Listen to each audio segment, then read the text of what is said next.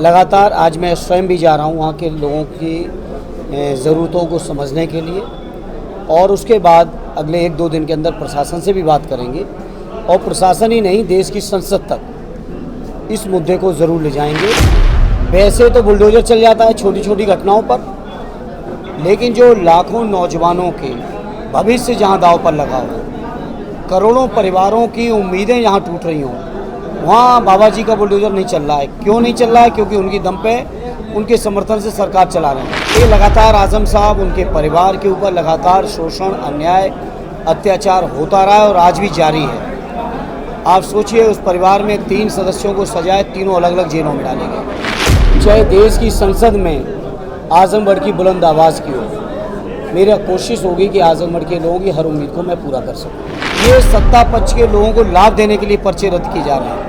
सत्ता पक्ष के लोगों को बैकडोर से भर्ती देने के लिए, एडमिशन दिलाने के लिए या नौकरी दिलाने के लिए लगातार उत्तर प्रदेश के अंदर पर्चे रद्द हो रहे हैं।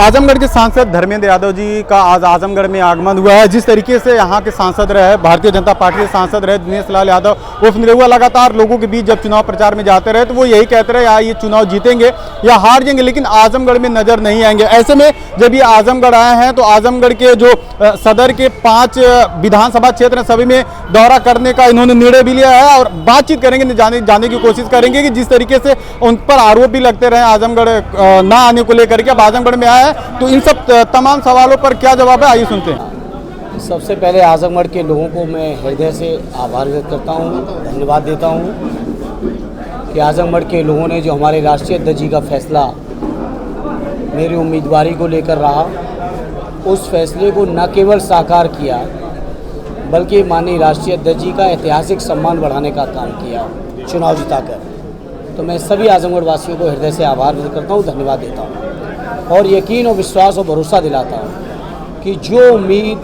जो विश्वास उन्होंने समाजवादी पार्टी में जताया है, जिस उम्मीद के साथ मुझे संसद तक भेजा है, मेरा प्रयास होगा कि मैं अपनी मेहनत से, अपने समर्पण से, अपनी सेवाओं से आजमगढ़ के लोगों की हर उम्मीद को पूरा कर सकूं। चाहे वो क्षेत्र की तरक्की और विकास की हो, चाहे देश की संसद में आजमगढ़ की बुलंद आवाज़ की हो, मेरा कोशिश होगी कि आजमगढ़ के लोगों की हर उम्मीद को मैं पूरा कर सकूं।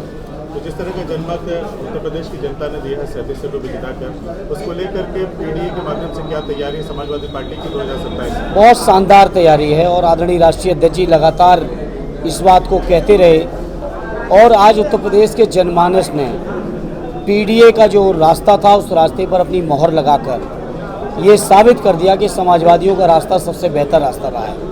जहाँ तमाम तरीके की बेईमानी हुई, अन्याय हुए, अत्याचार हुए, वर्करों का शोषण हुआ, हमारे नेताओं पर अत्याचार हुए, सब चीज़ों के बावजूद समाजवादी पार्टी के अकेले 37 और गठबंधन की 43 सीटें जिताकर उत्तर प्रदेश के जनमानस ने साबित कर दिया कि ये हमारा इंडिया गठबंधन, हमारे नेता आदरणीय अखिलेश यादव जी, गठबंधन के नेता राहुल जी के ऊपर उत्तर प्रदेश के जनमानस को यकीन है और मैं अपनी पार्टी की ओर से भरोसा दिलाता हूं कि उत्तर प्रदेश के जनमानस की हर उम्मीद के लिए हम लोग संघर्ष करते हुए दिखाई देंगे। जिस विधानसभा के दौरे पे हैं उसके लगाए सगली विधानसभा भी है और वहीं पे देवरांचल का क्षेत्र है और इस बार कहा जा रहा है निश्चित तौर पर बाढ़ आएगी, वहाँ पे बाढ़ की चपेट में पूरा जनमानस वहाँ का आएगा। तो उसके लिए क्या प्रशासन से आपकी कोई बातचीत हुई है?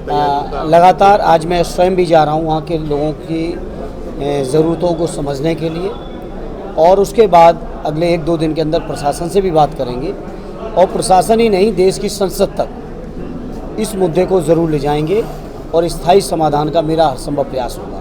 सदन में भी नीट को लेकर के बड़ी चर्चा हुई, वहाँ पे भी राहुल गांधी ने इस मुद्दे को उठाया और साथ ही साथ उत्तर प्रदेश के विधायक का सुभाषपा के वीडियो भी वायरल हुआ, बेटी राम विधायक का। तो प्रदेश सरकार ने अब तक कहीं से उनके ऊपर कोई कार्रवाई नहीं, हालांकि कई प्रदेशों में उनके ऊपर मुकदमा था, इस पर आप क्या करेंगे? देखिए, ये दिखावटी कार्रवाई है।